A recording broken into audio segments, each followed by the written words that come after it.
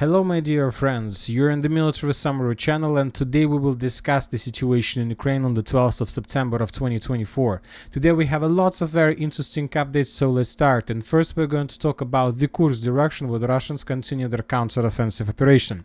As you can see, we have adjusted the map in Russian favor. We have added significant number of territories under complete Russian control. According to the Minister of Defense of Russian Federation, during offensive actions over the past 2 days, the units of the group of forces North managed to liberate 10 settlements: the village of Apanasovka, the villages of Apanasovka, Byakhovo, Vishnyovka, Viktorovka, Внезапная, Гордеевka, Krasnooktyabrskaya, Обухово, Snagost, and 10 October. So we have adjusted the map based on this report in Russian favor. As for the geolocations, we have additional progress on the ground that we can confirm by video. For example, in this video we can see the Russian soldiers that were moving from one building to another in the village of Oktyabr, Krasnooktyabrskaya, trying to check whether there are some Ukrainians who haven't managed to escape the encirclement. So this is something like the clearing operation. This video confirms complete control over the village by the name of Krasnooktyabrskaya. And in the final episode we can see abandoned Ukrainian vehicle. Now let's move a little bit further in the southern direction. We have another video from the area of the railways, and in this video we can see a group of Russian forces that were storming Ukrainian positions along the railways. The Russians were trying to cross this area, so the Ukrainians were located to the south of the railways, the Russians were located to the north of the railways, and we see significant number of Russian stormtroopers. There was a very heavy clashes, as you can see, and in the final episode of the video the Ukrainians were forced to send FPV drone to slow down the Russians.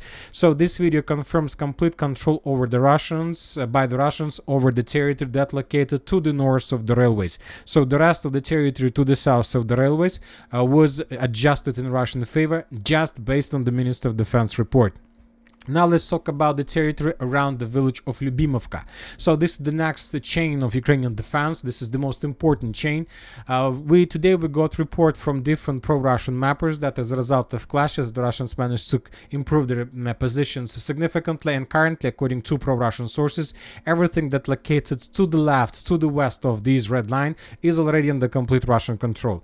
But during the day we continue receiving different geolocations, different videos of how the Russians were bombing and attacking the Ukraine positions. Most likely this is right in front of you. We can see the process of how the Russians were preparing the territory before full-scale offensive. And right before we start making the video, we start receiving additional reports about additional Russian progress. According to information we have, this evening, right now, in the evening of the 12th of September, the Russians began assault operation in the village of Nikolaevo-Darina. The Russians began full-scale offensive operation with the purpose to restore control over the village of Darina, and the Russians began offensive operation towards the village of Lyubimovka. Furthermore, the sources are saying that the Russians have two groups of offensive. First one entered the village of Lyubimovka, and the second one moved further in direction of Tolstoy Lug. So this is approximately the situation. So currently, if we summarize everything, the clashes are taking place for everything that located, let's say, inside of this red line. And if the Russians are able to take under control these territories and to force the Ukrainians to fall back, there are very high chances the Russians are able to encircle the Ukrainians who are currently located between Novoivanovka, Leonidovka, Alexandria, and in this forest, and between these fields and this forest. Furthermore, we have today reports, geolocations that confirm Russian control over Malaya Loknya, and something tells me that in the very near future the Russians may try to begin counter-offensive operation from this direction as well, with the purpose to move in direction of the Russian forces who are currently moving in direction of Lyubimovka. So if the Russians are able to, let's say, meet each other in this point, then this is going to be a cauldron for those Ukrainians who are currently located in the northern part. So once again, very heavy clashes are taking place. Obviously this is just the disaster for the Ukrainians. First, when this operation just started, I thought that this might be something like attempt to ruin the Ukrainian plans to take under control Glushkova area, but now we see that this is real 100% full-scale offensive operation with the purpose to force the Ukrainians to fall back from this area completely and to secure the Kursk region. Now let's talk about Glushkova area, because the Ukrainians probably had some plans to take under control the territory. The Ukrainians continue bombing and attacking the Russian pontoon bridges all over the river of Seym. We have significant number of episodes how the Ukrainians were FPV droning the Russian engineering machine that were trying to probably reinforce or improve their positions along the bridge. But as you can see, as a result of a number of FPV drone strikes, the Russian engineering equipment was destroyed. A little bit further in the eastern direction, we have another video how the Russian soldiers were trying to cross the river of Seym, and this is as we discussed in the previous updates, the Russians managed to build probably tons of pontoon bridges along the river, so they have no problems with logistic. But the problem is that the Russians still concentrate their forces with very massive forces. And for example, in this video, the Ukrainians, of course, they have significant number of drones that flying above the river of Seym, trying to calculate the number of Russian reinforcements and reserves that the Russians sent from one, let's say, a bank of the river to another. In this video, we can see another episode when significant number of Russian soldiers were heading probably to the south, but the Ukrainians managed to discover them, and the Ukrainians began bombing the Russian forces with the cluster rounds. The Russians most likely suffered significant losses, and so this is the situation. So there are very heavy clashes, and furthermore, we have additional reports that the Ukrainians conducted a number of attacks deep inside of the territory of Russian Glushkova region. We don't have lots of videos, but we received some videos during the previous 24 hours. First, we got just a photo, and this photo we can see two Ukrainian vehicles that, according to the author of this video, were heading on the territory of Russian Federation. And later we got another video, and the video was really completely geolocated and correctly geolocated. In this video, we can see two Ukrainian vehicles, including tank with demining equipment, and the Ukrainians were trying to create the roads of attack, the attack path, let's say along this road through Ukrainian border and Russian border, but the Ukrainian tank got on the minefields and was destroyed.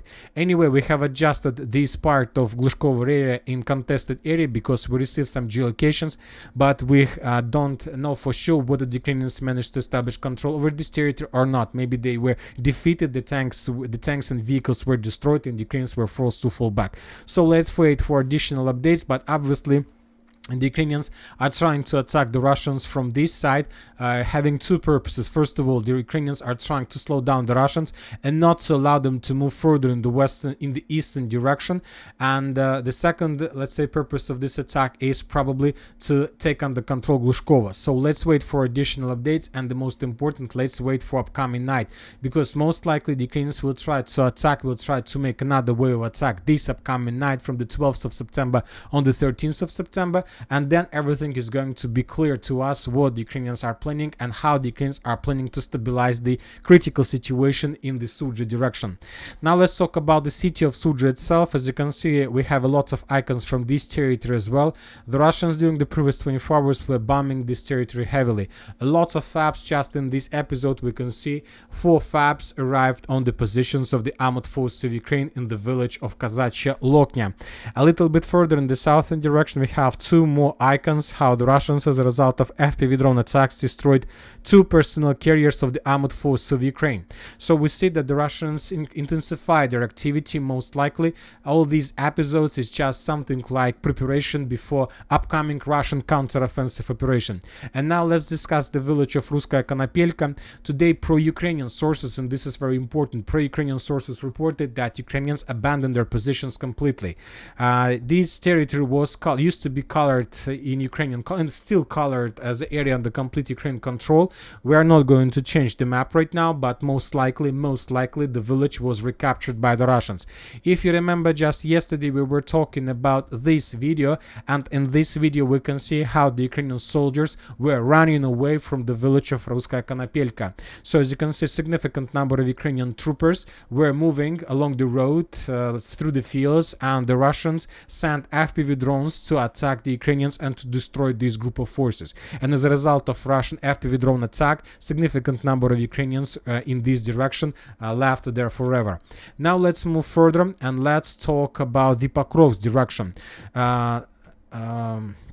According to information we have, the Russians continue their offensive operation, and we have a lot of changes on the ground. And let's start from the southern flank of the Pokrovsk direction. Let's talk about Kurakhova area. According to information we have, the Russians established complete control over this salient. Telling the truth, I'm not sure that the Russians managed to take under control all these fields and so on, because most likely there are a lot of minefields, lots of traps that were left by the Ukrainians during the previous months or during the retreat process. But one thing for sure, Ukrainians abandoned their positions because they realized that there are very high risk of being encircled by the Russians if they continue keeping their positions in this artillery pocket. Once again, during the previous, even a week ago, all these fields, all these fortifications used to be under complete Ukraine control, but today we got report that Ukrainians abandoned their positions completely and moved to the village of Hostre. So this is the current situation. Let's wait for additional updates. Most likely, very soon we will color this territory in Russian favor. Now let's talk about Nivoyska artillery pocket. Today we got additional updates from different mappers. Neutral mappers and pro-Ukrainian mappers confirmed that these fields also were recaptured by the Russians during the previous 24 hours. I'll remind you that we've been receiving updates about the Ukrainians withdrawing their positions from this direction for the previous probably 2 weeks or something like this, and most likely the Ukrainians are about to finish the process and to establish the final defense belt along the cities and the villages by the name of Maximilianovka, Gostre, Alexandropol, Zaryana, Zhelana II, Zhelana I, and then Girnik, then Tsukurne, and then we are going to the city of Selidova. So this is the next Ukraine defense belt where the Ukrainians are planning to slow down the Russians at least a little bit. But I'm not sure that the Ukrainians are able to do this because the situation is very critical. You know that on this, from the other side, we continue receiving reports from Zelensky. For example, today Zelensky stated that Russians have launched counteroffensive actions in the Kursk region, and according to Zelensky, everything is going according to our Ukrainian plan. You know that Zelensky today was very, very mad. He was very crazy, very mad. And today he talked a lot about the Chinese-Brazil initiative for peace negotiation. And he was saying so many bad words about this initiative that was prepared by China and Brazil. So, you know, if I was a Chinese minister, I would be very upset by the words of Zelensky. Obviously, he's very angry. I have never seen him before so angry, and he was talking very bad words about China. You know that since the beginning probably of the time when I started being interested in political things, I haven't seen anybody who was talking like that about China. Despite whether China is your ally or your enemy, nobody talks like that with China and about Chinese initiative. So most likely there was a very, very bad solution made by Zelensky. Now let's move further and let's talk about the city of Ukrainsk, where the Russians continue their offensive operation. We have a lot of changes on the ground. This morning the pro-Ukrainian mappers adjusted their maps and they shown us additional progress of the armored force of Russian Federation. So according to pro-Ukrainian mappers, the Russians already control by the morning of the 12th of September, the Russians established control for over, let's say, 10-15% of the city of Ukrainsk. But as for the pro-Russian sources, currently the Russians control around 90% of the city. And according to pro-Russian sources, the Ukrainians control just the landfill and the coal mine. So this is the only territory that remains under Ukraine control, but most likely during the next 24-48 hours, the Ukrainians will be forced to fall back from these directions towards the city of Tsukurne. We have just one geolocation from this area, very important and very interesting. We have already discussed this geolocation during the previous video. In this video, the Ukrainian volunteers were evacuating the civilians, and during this evacuation process, Ukrainian volunteers met face-to-face with a Russian soldier. With a Russian soldier with a gun, the Russian soldier silently come to this place, and he asked these Ukrainians who are fighting and who are supporting Ukrainian authorities, Ukrainian government, Ukrainian soldiers, he asked them, what are you doing? And they told him that we are evacuating civilians. and the Russian soldier didn't do anything. He allowed them to evacuate, and he just asked them to move as far as possible and as fast as possible from this area because there are very heavy clashes. And we have already discussed this video in the morning update, but later we got additional details about the situation in this area, and the Russian sources published a lot of photos, a lot of videos of this volunteer. So we can see the first person video of the Ukrainian volunteer, and later we got additional updates, additional archived video of this volunteer, and this volunteer were saying a lot of bad words and shown a lot of bad videos about Russian soldiers who died during the special military operation. He shown the bodies of the Russians and were saying a lot of bad things about the Russians, and now he saw mercy from the Russian soldier, and this is very interesting and very that's just a very interesting case, probably the case that changed the life of this volunteer forever. He will remember this event for the entire his life, and he will remember always the videos he was making about the Russian soldiers who died during the special military operation. As for Selidova, probably for the first time since the beginning of the battle for the city, we haven't received anything, no updates, and now we are moving to Novogrodovka, where very interesting updates are taking place. We have a lot of changes on the ground, as you can see, and some of them in Ukrainian favor, some of them are in the Russian favor. Let's talk about Marinovka, and today we got the video how the Russian FPV drone was attacking the Ukrainian positions. First we colored Marinovka as contested area according to different mappers. Then we have colored the village of Marinovka in Russian favor due to the video how the Ukrainians were counter-attacking the tree lines to the west of the village. And now we have restored control over the village by the armored forces of Ukraine, because we got the video how the Russians were FPV droning. So this village most likely is under complete Ukrainian control. Yes, the Russians, as you can see, are trying to encircle the Ukrainians from the north, from the west, from the south, from the east, but there are still Ukrainian forces and there are still very heavy clashes for this territory. Now let's talk about Novogrodovka itself. We have adjusted the northern part of the city based on this video. The video was published by the 25th Air Mobile Brigade of the Armored Forces of Ukraine. In this video we can see the edge Russian positions and how the Ukrainians using drone, this is robot drone with grenade that entered the Russian positions, and then there was a very heavy explosion. So very interesting case when the Ukrainians were using the ground drone to attack Russian fortifications.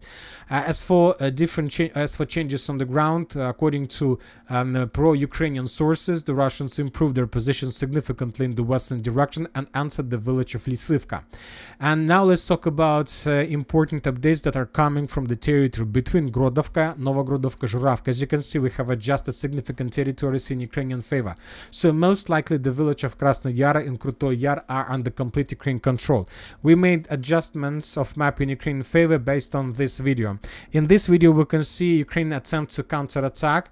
In this video we can see few armored vehicles or personal carriers that were attacking the Russian positions. We see how the Ukrainians landed in the area and then personal carrier left this position. The Ukrainians tried to take their positions and the Russians began bombing and attacking the Ukrainians with FPV drones and with artillery. This video and this place was geolocated. This is exactly the territory where this moment happened. We haven't adjusted this part in Ukrainian favor because we have some doubts whether the Ukrainians managed to save control over the territory or not, but obviously to get these positions the Ukrainians were moving through the village of Mykolaievka, Krasny Yar, Krutoy Yar, and then the Ukrainians landed in this point. And let's discuss this in details because this is very interesting, and obviously this is the most important operation. This is the most important place of the Pokrovsk defense or offensive operation. To understand what is happening here, it's better to increase the numbers of updates since the 8th of August, because on the 8th of August we received the first video that was published by the Ukrainians.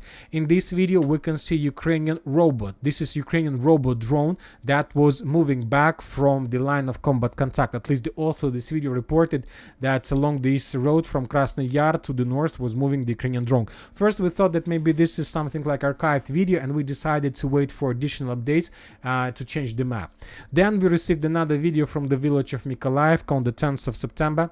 In this video we can see how the Russians were FPV droning the Ukrainian positions Ukrainian vehicle in this part of Mykolaiv. And based on this video, if you remember, we have adjusted this part of the village. Later we got additional report. Yesterday we got the video how the Russians were bombing and attacking the Ukrainian positions with artillery. And based on this video, we have adjusted Mykolaiv under complete Russian control, and we have adjusted the northern part of Krasny Yar.